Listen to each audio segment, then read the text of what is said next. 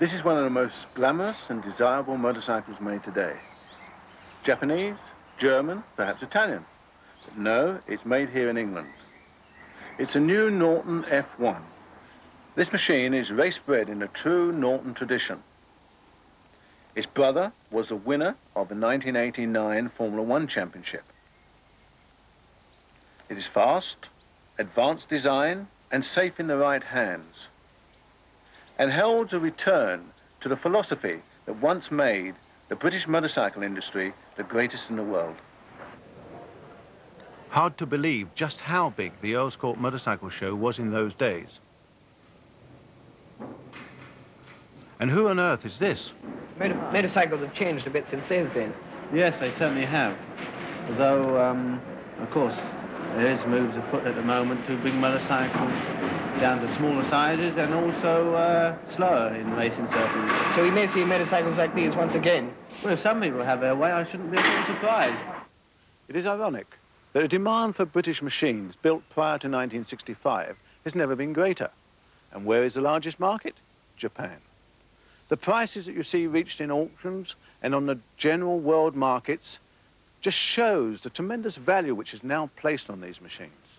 Machines which 2 decades ago just sat on factory floors, no one wishing to buy them.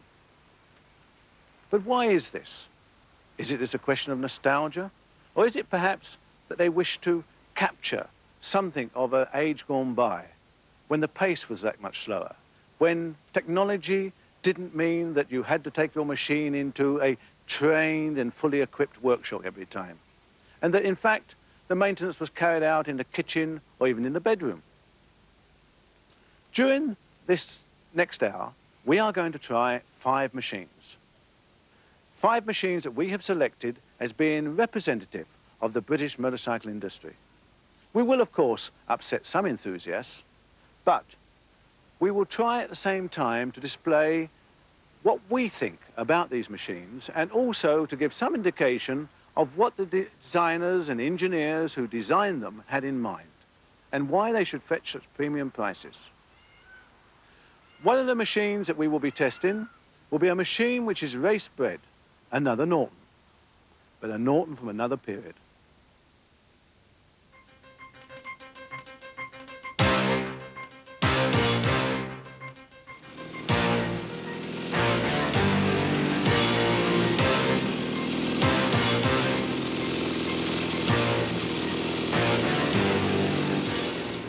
This beautiful spot is a motor museum, the Midland Motor Museum at Bridgnorth in Shropshire, home of many fine Manx Nortons.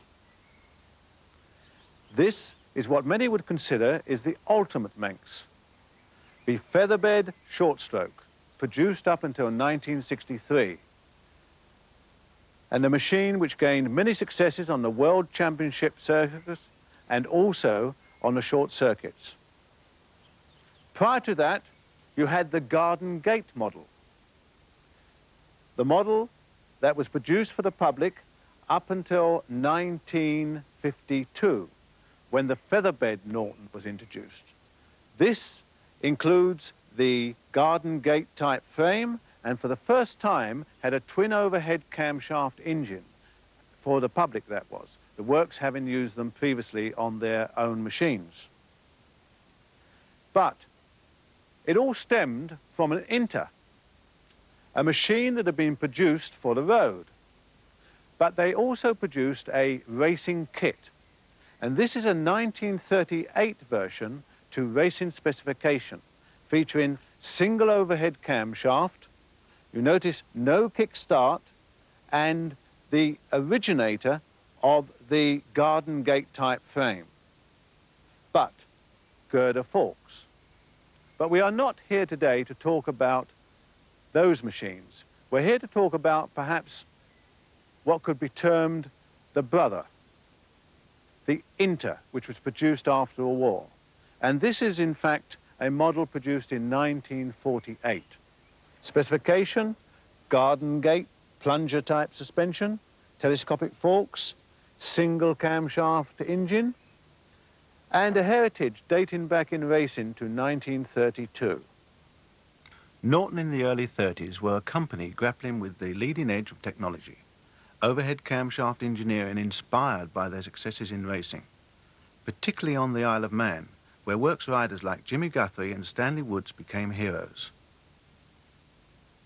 Joe Craig was a genius who presided over the works team, but the successes were also based on the work of engineers like Arthur Carroll and Edgar Fanks, who were giving Norton a new model range based on high-performance single-cylinder engines. And the best of these were the 350cc Model 40 and the larger 500cc Model 30, both simply known as the Inter. It had a very special following, with perhaps we might say the gentry of motorcycling, coupled with the fact that here was a name, Norton. During the 50s, just as it had been during the 30s and the 40s, Norton meant success on the racetrack. Norton meant supreme handling and performance.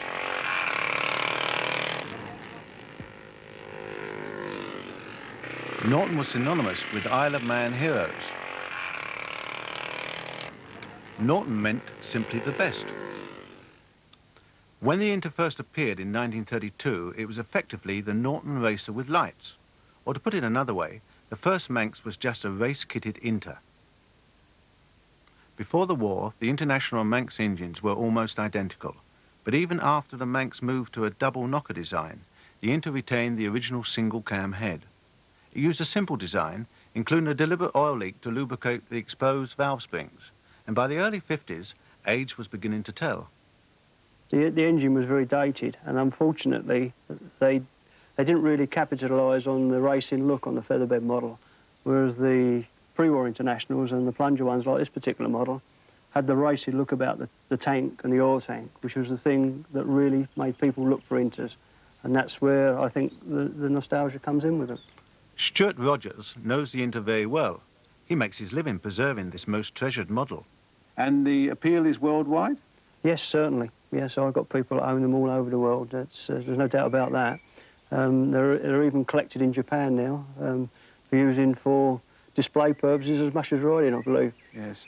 Of course, this is one of the problems which is a sad part of the rise in value, and that is that a number of people come along and collect them, looking at them purely as an investment. And so they no longer get actually used or seen. And this is the negative side of the investment rise. Yes, that's happened in a very big way, the investment side of it. But I always try to promote the machines as racing machines and road machines. Mm-hmm. And I like to think that our spares can be used for racing, and that's where they proved to be good items. As per the original product. Yeah, yeah, which is how an Inter really developed. It's fantastic. Yeah. Yep.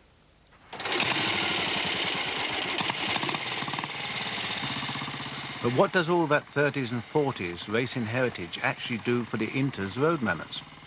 I took her for a short spin to find out. I'm just now leaving the Midland Motor Museum with the Norton International. This is the machine which has just been totally restored.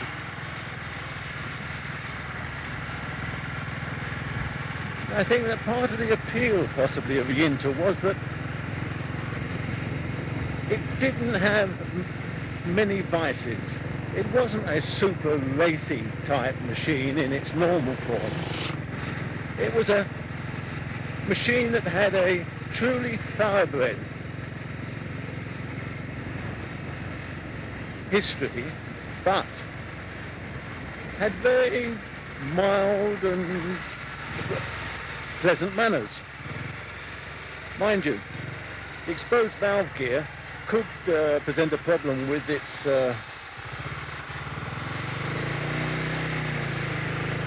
spraying oil. It certainly wasn't a machine you'd go along and take out for a Sunday ride with your Sunday best on.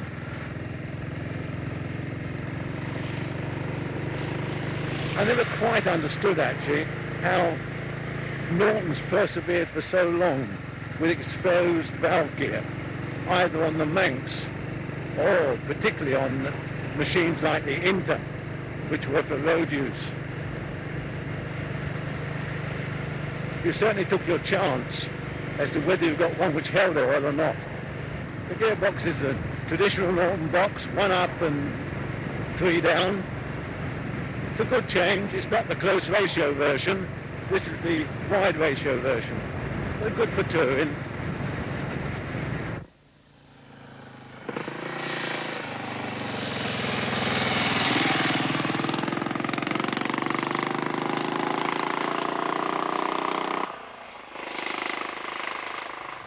Yes, the ride definitely leaves something to be desired, but that's partly due to the front forks being somewhat new and rather tightly assembled. And the plunger rear suspension never was noted for its ride levels.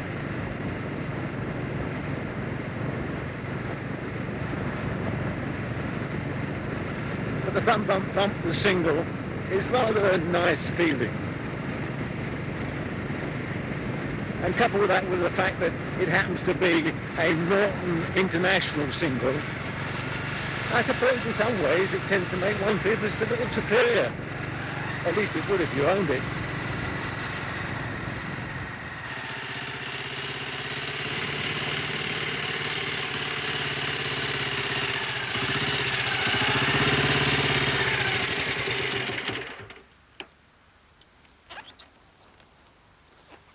Yes, very much a Norton. A big, lazy, long-stroke engine. Propelling the machine along in a very easy, effortless manner. Particularly smooth, which was a feature, in fact, of these machines until you started to really use high revolutions. The frame, well, precise steering, quite nice for low speeds, etc. But one can't help feeling that the main development of Nortons went into engines, as I think most British manufacturers in the 1930s. And this is basically a 1930s style machine. We are next going to, however, try a machine that shows some of the improvements that manufacturers started to bring into frame design, when appreciation for a little more comfort and particularly getting the power onto the road in a better manner started to be felt.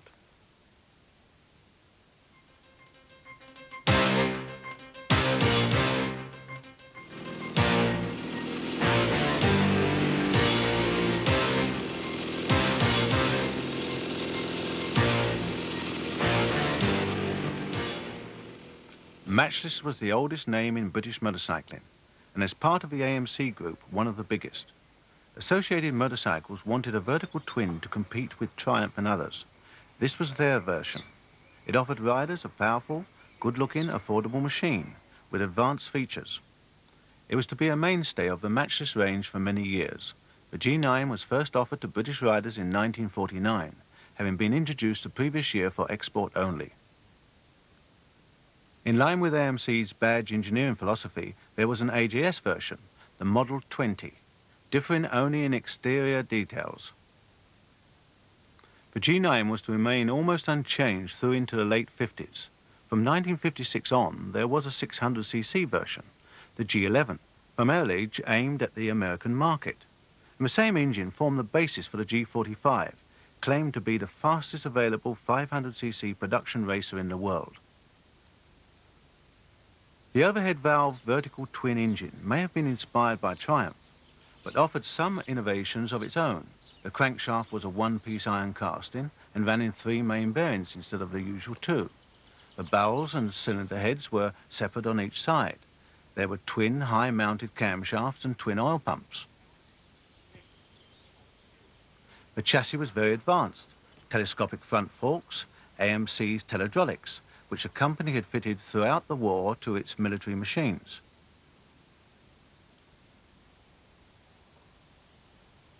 At the rear, a swinging arm suspension, just like the advanced racers were using on the track. This was the real state-of-the-art stuff for the late 40s.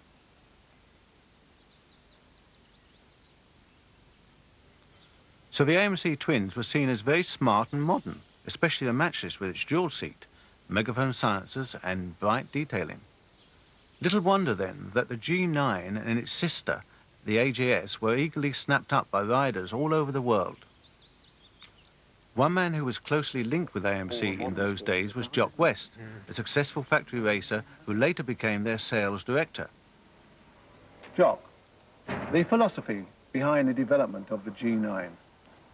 Highly logical, John. In the past, Matchless had done a tremendous amount of pioneering work. They'd built twins, they'd built fours, they'd built spring frames, but they were all before their time, and consequently, the policy was, we're all for pioneering, but let somebody else do it.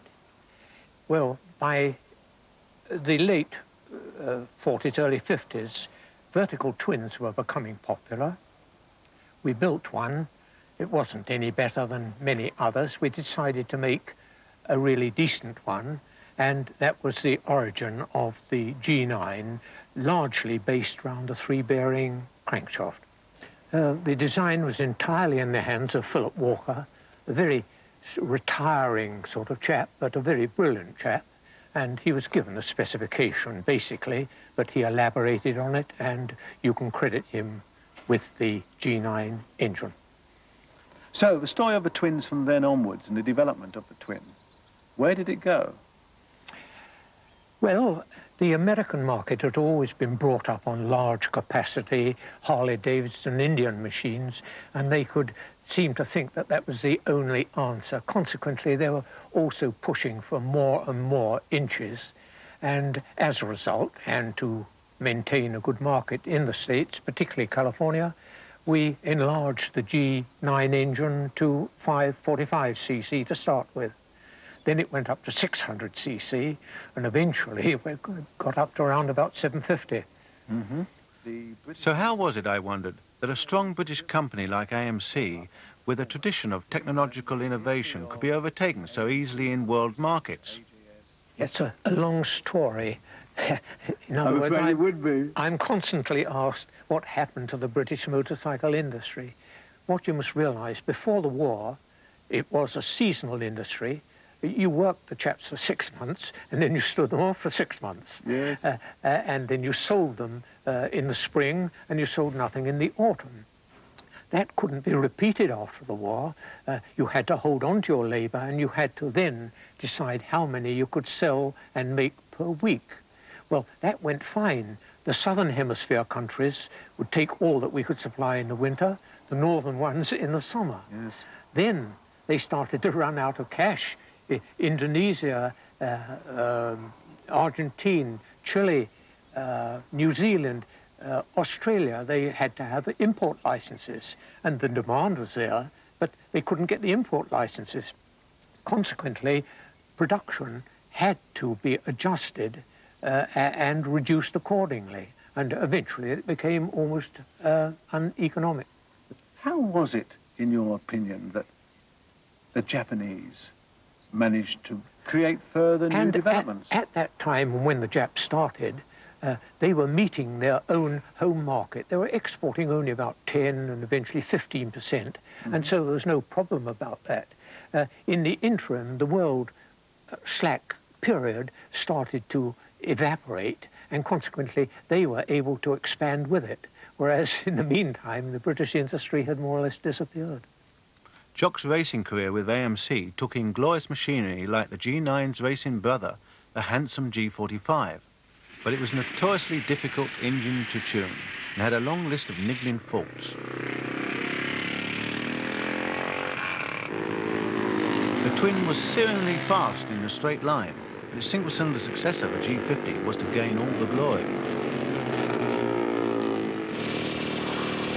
But G9 buyers weren't really looking for speed, more for style, reliability and a smooth ride.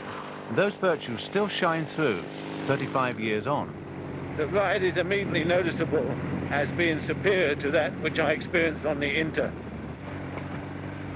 A feature of a speed twin type of design, i.e. the vertical twin as we have here, is that it always has that extra smoothness in the smaller capacities. It was when they started to increase throughout the ranges of the various manufacturers here in England that the roughness and the problems of failures through vibration started to come in. This machine has a slight tingle through the footrest and the handlebars, but very slight indeed.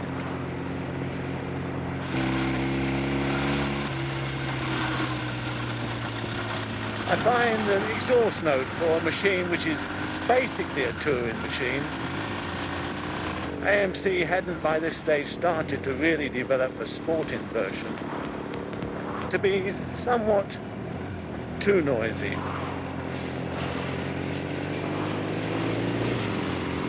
I'd much rather be going along the roads, going quickly, quietly. This draws less attention and certainly is more comfortable.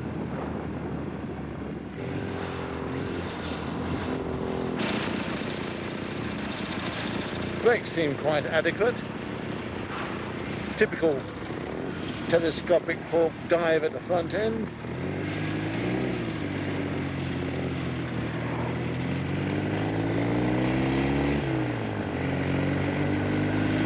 Fairly slowish gear change between first and second.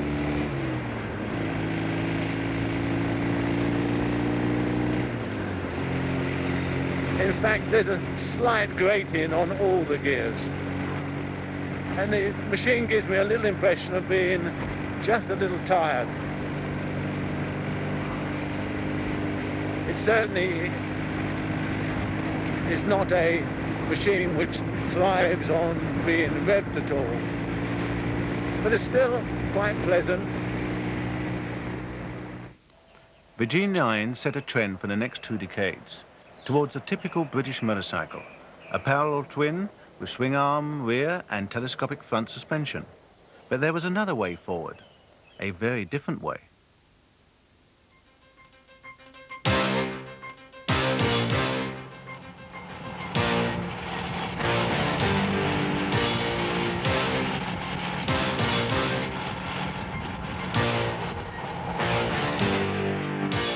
Most people on seeing this machine would immediately say Vincent, but why the HRD? Well, H.R. Davis was the original founder of the company. Philip Vincent purchased it and put the team together which designed this machine for immediate production after the Second World War. The name actually changed to Vincent after 1949 because of some confusion over the Harley-Davidson and marketing in America. This may have been some connection with the fact that the Vincent was then being sold in America by the Indian Motorcycle Company. But the Vincent suited all types of people. It suited a gentleman who just wished to get on his machine and potter down the road. It was able to potter along in top gear at 2,000 revs. At the same time, it had performance. A Rapide had 110 miles an hour. It could cruise all day at 100.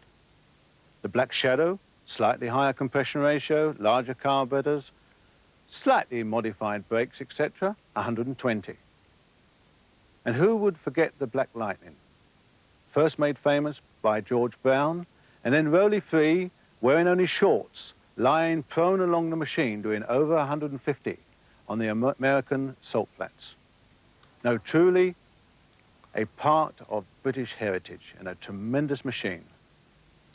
PCV, Philip Charles Vincent, was an enthusiast and an idealist, a man dedicated to building the fastest, safest and most advanced motorcycles in the world. His first Rapide appeared in 1936, the Series A, with conventional tubular frame. By the late 40s, Philip Vincent had assembled a very strong design team, including the brilliant Phil Irving, one of the best motorcycle engineers of all. Together they redesigned the Rapide almost from scratch. At the heart of the new concept was the engine itself, which also formed the main part of the frame. To the cylinder heads was attached a rigid steel oil tank, which also provided a mounting point for the girder front forks. From the rear of the gearbox pivoted a triangulated swinging fork with horizontal suspension units, an idea copied by Yamaha 3 decades later. The saddle bridged between the main structure and the rear suspension provided mechanical damping. The rest of the machine was built around this basic structure to produce a motorcycle that was dynamically years in advance of its competitors. That's right, I think so. It would take more than this entire program to cover all the technical features incorporated in a Vincent. A person who I first saw when I was 13 years of age and visiting the factory with my father, who had then just become an agent for this mark, is with us today, Ted Davis. Ted, who I recall as a road tester and then going on to where you were primarily responsible for the D, I believe. That's correct, yes. Now, you saw many changes relative to the testing of these machines, but let's cover some of the features that made this rather special. Can you point some of these out to us? Yes, I can. It's rider features, and many of them incorporated in this machine, such as instantly detachable wheels via these stainless steel Tommy bars. Stainless steel, incidentally, was fairly pioneered on the Vincent range and is used in many areas. The facility for removing the rear wheel with the lift-up flap for the rear mudguard, the rear stand. And a spring-loaded clip for the brake anchorages. Everything instantly detachable. No tools required fingers. at all, was there? No tools for either wheel. Front wheel can be raised by lowering the front stands, which are the two props. The prop stands, which you see here. They're sprung-loaded in a vertical position by lifting the front wheel by releasing this attachment here. Another very useful rider feature in the days that this machine was built was the instant availability of sidecar trail, which could be achieved by a simple rotating eccentric bush arrangement here in the hydraulic forks. And of course, in this age, sidecars were a very important part of the motorcycling story, weren't they? And this machine in particular was used for them. Boy, a fantastic talk. I well remember my mother riding a Vincent and sidecar and getting rather told off by the police when they couldn't catch her. Another feature, of course, which was rather frowned upon when it first came out, was these extremely narrow bars for the time. Yes. But it made a superb riding position, actually. That's right, yes, with the adjustment availability on every single item, both pillion rests, both rider rests, the foot change and the foot brake pedal were adjustable to suit anybody's size of boot.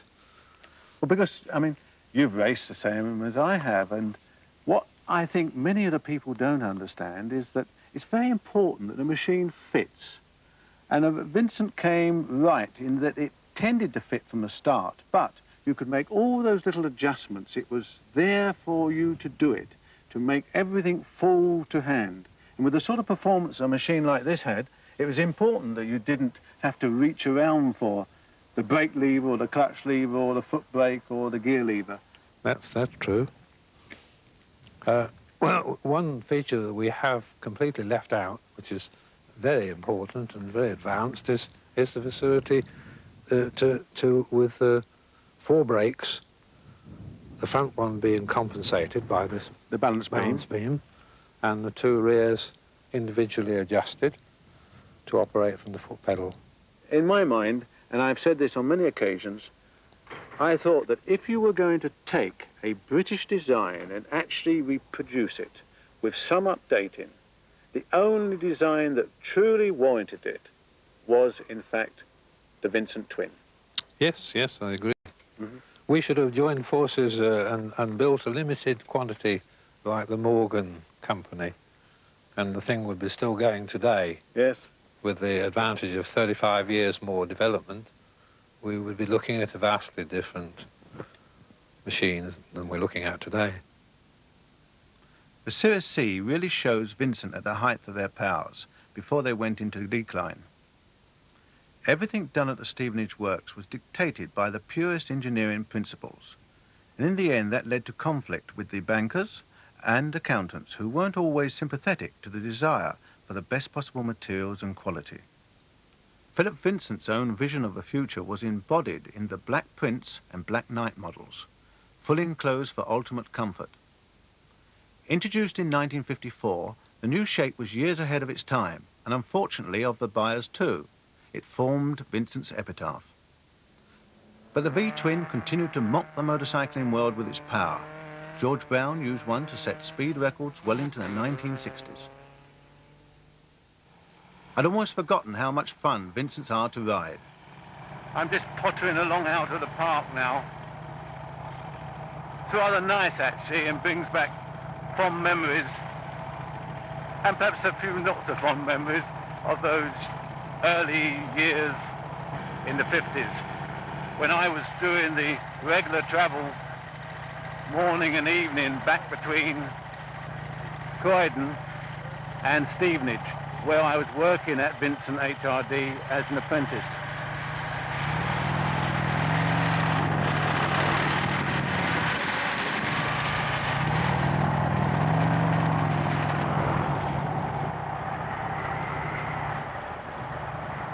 Here we are, I'm just pottering along here, actually 40 mile an hour, top gear with the engine just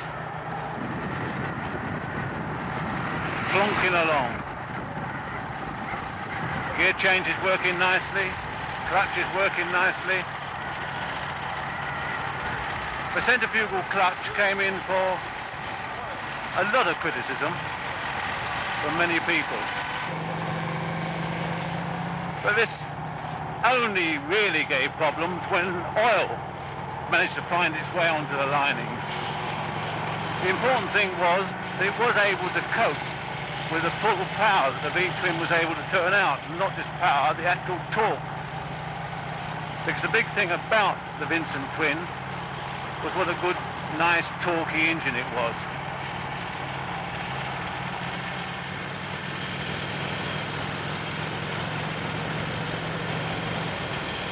But the Vincent big twin was a fabulous machine. It was certainly the superbike of its time, and doesn't feel old today. Drop it down a gear, and it's instantly there, and then the response is there, you see? Straight away around the clock, that's third gear.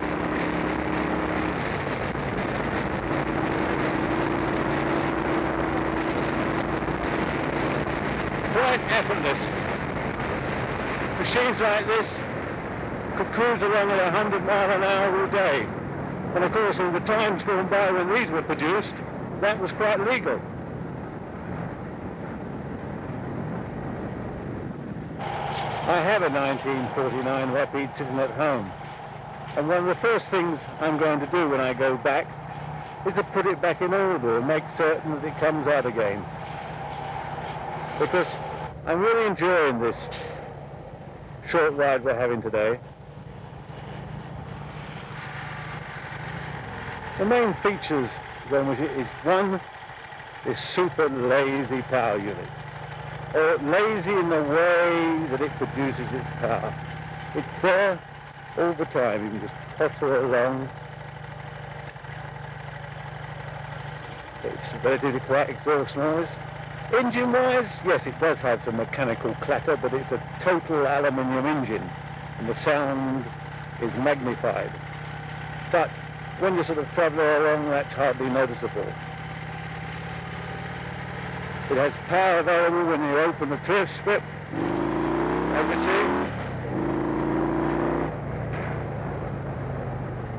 see. Stops.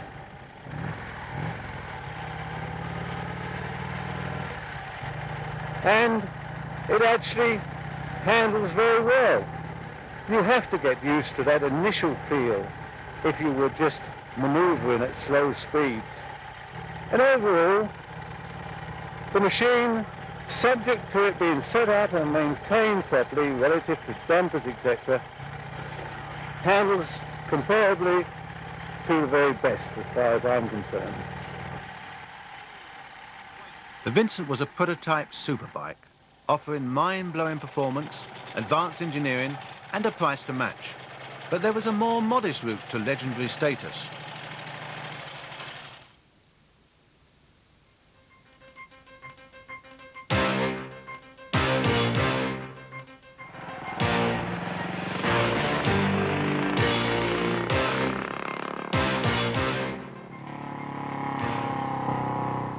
This is the BSA Gold Star, but it is only part of the Gold Star story, as of course the Gold Star gained tremendous success in off-road events, trials, scrambles, and of course a standard model was produced for general road use.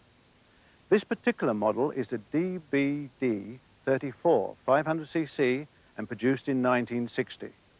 It looks fast, and it was fast.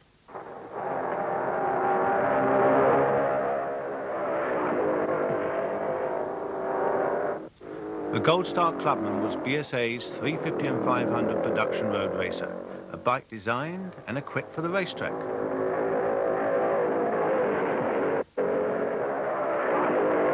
And in Clubman's racing in the mid-50s, the Goldie reigned supreme. And not just on the track, but also on the dirt, as a trials bike and as a marvellously successful scrambles machine, especially in the hands of men like Jeff Smith. No other motorcycle in history fulfilled as many roles for so long. The Gold Star story begins here, at Brooklands in Surrey. In the 30s, it was Britain's mecca of speed, with the Brooklands Gold Star awarded to any machine that could lap the bank circuit at over 100 miles an hour. In 1937, BSA prepared a machine which did just that. And the following year, the replica went on sale as the M24 Gold Star, an overhead valve 500cc single, tuned to give 28 brake horsepower at 5,250 revolutions. BSA guaranteed their performance and produced for each customer a written power report of the engine fitted. But initial sales did not build up as expected. Successes were gained in trials, but then the war years came, and it wasn't until 9 years later that the Gold Star was to reappear. The post-war years brought intense demand for affordable, easily maintained competition machines. To meet this demand, BSA's again took a standard roadster, the B29, and tuned it. From this was eventually derived classic Gold Stars like the BB32, with the short-stroke engine developed by Roland Pike, and the later CB32. This was the Goldie in Clubman's racing trim. But as a customer, you had an almost unlimited choice of options. So you could have a Goldie that would do this, or this, or even this, John Draper on his way to victory in the Scott trial. But another member of the same BSA works team, Bill Nicholson, was to play an important part in the Goldie story. And it was largely his development work through his riding in trials and scrambles that gave the Gold Star a further lease of life. And we're fortunate to have Bill with us here today. Bill, nice to see you. Nice to see you, John. And we'd like to hear a little more of where you picked up the Gold Star story, what the machine was like when you arrived at BSA. Well, it didn't exist when I arrived. It was revived in 48. I arrived in 46. It was in rigid frame or the old plunger frame. Now, the plunger frame was a disaster as far as handling was concerned. And Well, it was dated, wasn't it? it was very dated. No damping, no nothing. And the front geometry was very poor. So the first thing to do was to make something that was more modern in geometry. How much support did you find coming through from the management in the sort of development of the machine? None at all. Typical of the motorcycle industry. They wanted everybody to persevere with what we'd got. Well, I took the thing apart and had a look at it and went up and designed hydraulic damping inside it and done away with the rebound spring. And that worked just as well as my mechanicless frame. And so the development, you found that there was the normal internal warfare, I take There was it. the warfare. The chief designer didn't want anything going out that he didn't know about or anything that wasn't done in the drawing office. The management couldn't care less. Nobody seemed to care whether the machine was competitive or not. So I got fed up and made an all-welded frame first, a rigid one for the trials bike. That was in February '51. Then for this Cotswold Scramble in June, I'd made a spring frame edition of it. And that became the frame, which in fact it basically is the one we are looking at. More or less, though. Obviously. The original frame, of course, was much lighter because Yes. it was built in Reynolds 531 tubing. And then we modified the frame so it would take all engines. You could have the twin cylinder in it, the single, anything you like. The only difference was this little piece round the pump. Yes, which you needed with a single. Oh, the single cylinder, you needed this piece round the pump. With the twin, you had 2 straight tubes. And the frame was then put in production altogether in '53. And continuing through to being the virtually unbeatable Clubman's racer. It was unbeatable. Yes. And I think they won 9 Clubman's TTs, which has taken some beating. Yes. No, it became obviously the machine to have. And See, they even won Daytona. At the same time, with the Gold Star, of course, it had a lot of appeal, and not only to the people who wished to race on the track, but those who wished to pretend they were racing on the road. It did around London, yes. That way, it did a lot of disservice for the motorcycle movement It because of the antagonism that it created with the public at large. That's right. Noise and things like this. Just twittering exhaust when you shut off. Twittering exhaust, but just the same, a very versatile machine, and one which had very humble beginnings on that weekend work of yours. It was. A very humble beginning. The DBD-34, the last Gold Star, finally ended its production run in 1963. By then it was no longer competitive on the tracks, and it had become too expensive for BSA to produce for the road, since the B-range singles on which it was based had all passed away.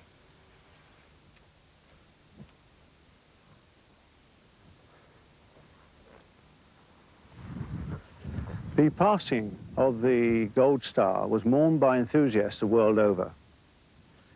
It embodied all the main characteristics that one expected of a great British single. It was robust, built like a gun, no high-tech, simple, relatively easy to maintain, and a value for money. The Gold Star has always been notoriously difficult to start, and this one was no exception. But finally,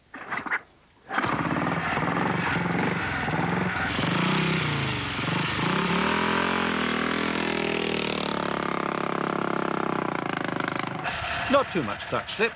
In fact, the carburation was quite excellent once underway. And this says a lot for the engine development and their ability to tune the 1.5-inch Amel carburetor into the characteristics of the engine. My colleague, Mick Duckworth, shared the riding aboard the Gold Star, and we were both impressed by the rather nice ride that the machine gave. Riding through Weston Park rather brought back memories of some of those early road circuits that I first competed on. And it also gave the machine a very good test between road performance and perhaps a little of that off-road development that went into the Gold Stars. The engine was particularly smooth, but at the same time had that torque and that punch that one finds in a very good British single. And this, in fact, embodied, this particular machine, and the Gold Star as such, embodies all that is good in a great British single.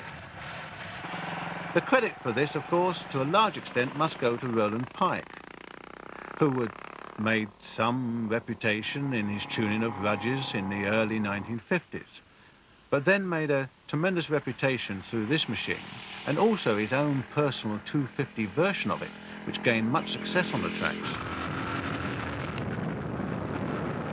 The suspension was nicely balanced, rode over these bumps of Weston Park rather nice.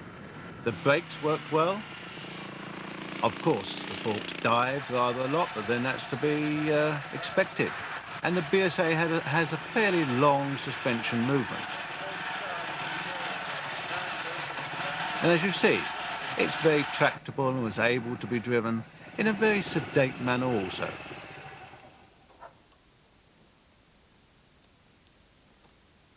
Yes, there's something rather special about a big single. The BSA Gold Star, well, I don't like its riding position. This is more for the racetrack. But the big engine goes along rather nicely. Everybody suggests that you need lots of clutch. Yes, you do, with a high bottom gear getting away. But once underway, the engine is extremely tractable and it readily goes from 2,000 round to 6,000 without any hesitation. It is one of the very best examples of a good British big single. But of course, the Gold Star was under threat. And by the end of the 50s, there was another machine that had everybody's attention in the performance market.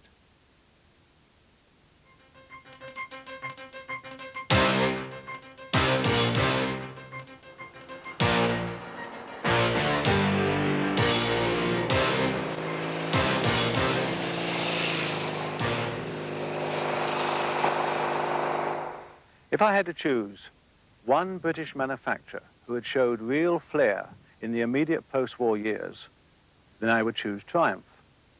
The original Triumph company produced both motorcycles and cars, but in 1936 it went broke. John Sangster stepped in and purchased the motorcycle side and immediately installed Edward Turner as managing director and chief designer. Within 2 years of taking over Triumph, Edward Turner was to revolutionize the motorcycle industry in England by the introduction of the vertical twin. This engine was to form the basis of all future Triumph designs and marketing. Turner may have been autocratic and perhaps blinkered in his later approach. But in his early career, he showed an unerring instinct for what his customers wanted. His 1938 Speed Twin was the bike that revolutionized the industry in the same way as Honda did 30 years later. The engine, light, compact, powerful, took Triumph from strength to strength. In 1946, it formed the basis of the Grand Prix production racer, made famous by Ernie Lyons by his Manx Grand Prix win. Its alloy block and head were developed courtesy of the Air Ministry from a lightweight generator used in Lancaster bombers. The post-war years saw a smaller 350 twin, the 3T, and the return of a sporting Tiger 100. Triumph, bombed out during the war, had relocated to a newly built shadow plant at Meriden, giving them the most modern of the post-war British bike factories. By the mid-50s, Meriden was turning out motorcycles as fast as it could to meet apparently insatiable demand. By now, Turner's 500 had grown to a 650. The Thunderbird proved itself by lapping Montlhéry near Paris at an average of 90 miles an hour for 5 hours. In 1954, Triumph introduced the Tiger 110. Swing-arm rear suspension, tuned cylinder head, hotter cams, and a top speed of 117 miles an hour. But still the cry was heard, give us more. Particularly from America, where the British twins ruled in competition.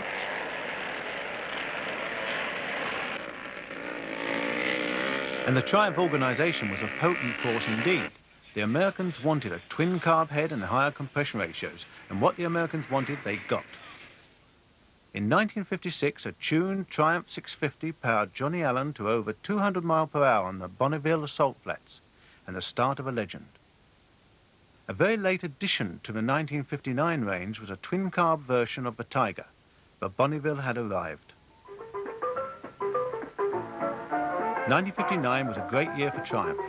When they held an owners' rally on the continent, the assembled Triumph stretched 3.5 miles back down the road, an achievement commemorated on the cover of a 1960 catalogue, and inside, the new Bonneville, already much changed. The Bonnie was the most successful bike Meriden ever made. Even now, it's the Triumph most in demand, according to Hughie Hancox, who restored this lovely 1962 model. And undoubtedly, part of the appeal is that Bonneville rumble and roar.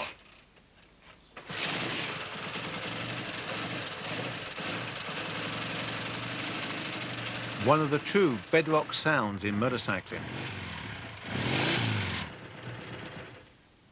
But Hughie also witnessed the birth of the Bonneville. He started his Triumph career in 1958, working in Meriden's experimental department, alongside their most famous test rider. One of the machines that Percy Tate was riding at that particular time was commonly called the Monster. Yes. It was a Tiger 110 with lowered suspension, and it had what we called at that time the Q cam, which was, it won't mean anything to you, but an E3325 cam. And I was trying to find some for a bike I was rebuilding last week.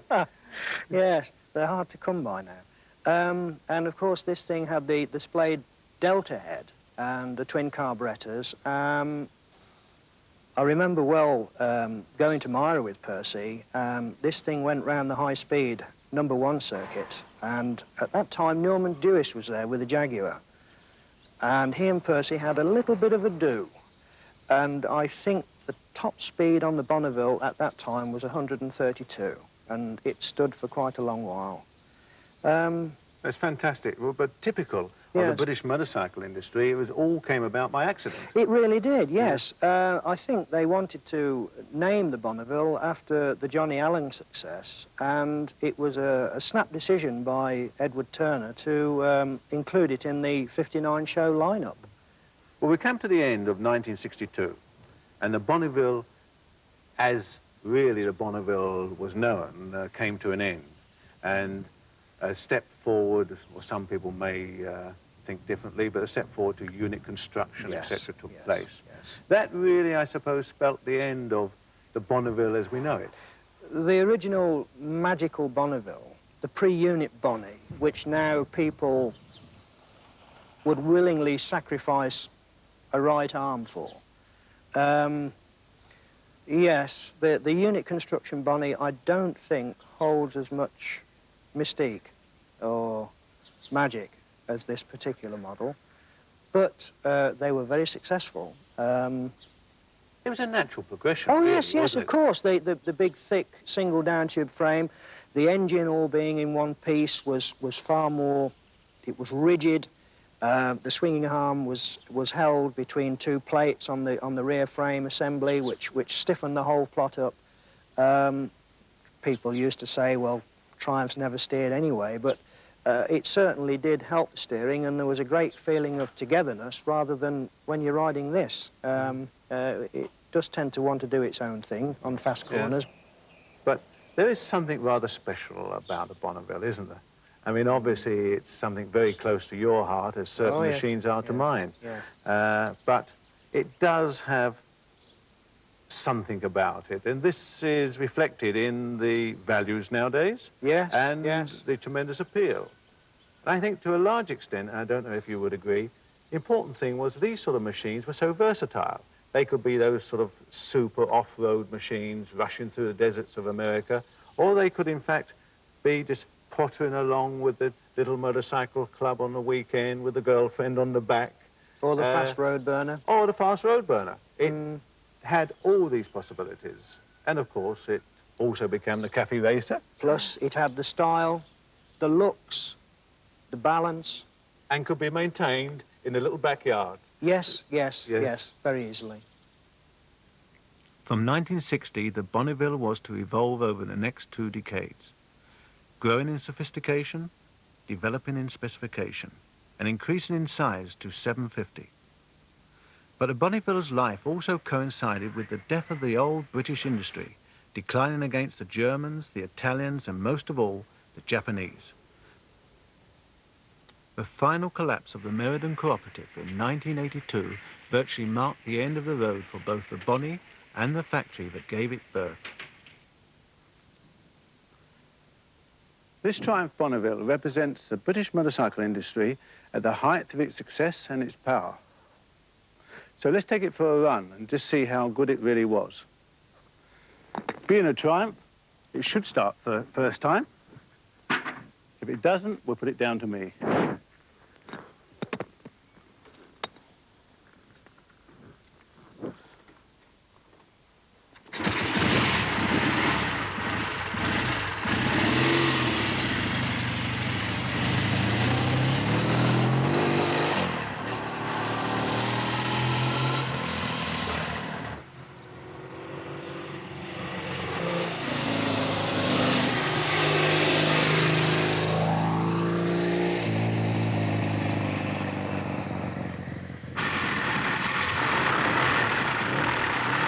down for first gear, traditional Triumph.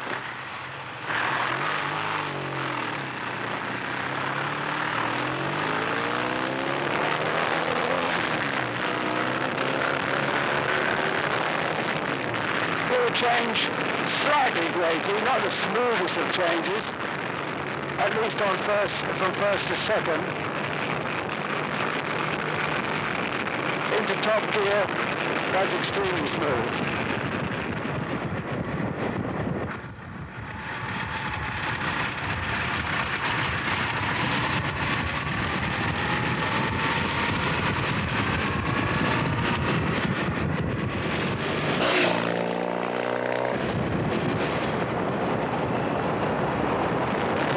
It's cruising along at about 80 miles an hour there.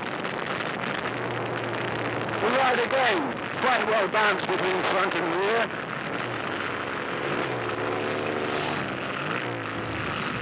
No concern. The standard vertical twin type vibration at a fairly even level throughout. No doubt we would have some increase if we started to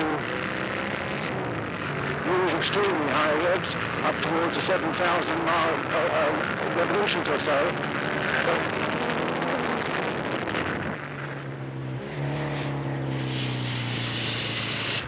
Brakes work quite well. The front brake was not as impressive as I would like. That probably comes from age and perhaps some attention being required for alignings.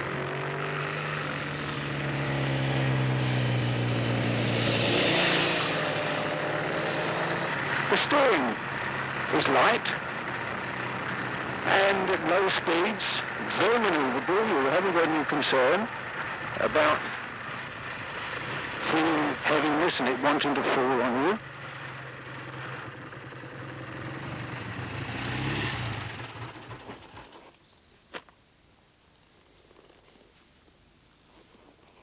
It's something like 28 years since I last rode a Bonneville. And back come the memories of the troubles and the problems which occurred in that period when Triumphs were trying to get production, and production at any cost. But also came back some of the pleasure that I had when I used to demonstrate various motorcycles and try and sell them also from my motorcycle shop. I think that the Triumph Bonneville, in many ways, shows all that is good about the classic motorcycle period and movement. It's a machine that has a truly Jekyll and Hyde character. It's a machine that you can maintain yourself, which you can get pleasure from tinkering with. And although it possibly does nothing particularly very special, it seems to do most things very well. And it is a character of this type of machine that perhaps demonstrates best why people of not only my generation, but also the younger generation are finding these machines so very interesting and desirable. And perhaps it also explains why there is this resurgence in interest here in England, and perhaps the rebirth of an industry that at one time dominated the world, the motorcycle industry. All the best British bikes were forged and tested in competition, keeping them up with the pack well into the 1960s.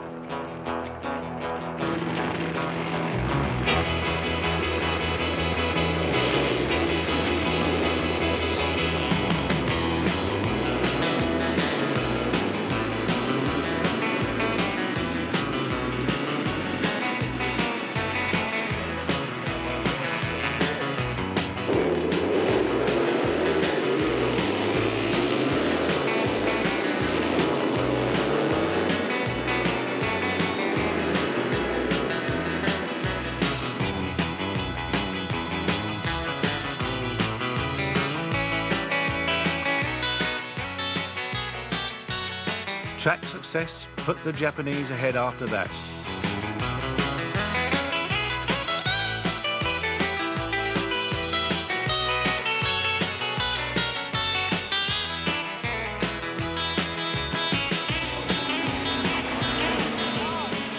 And and racing has re-established Norton's name in the 90s.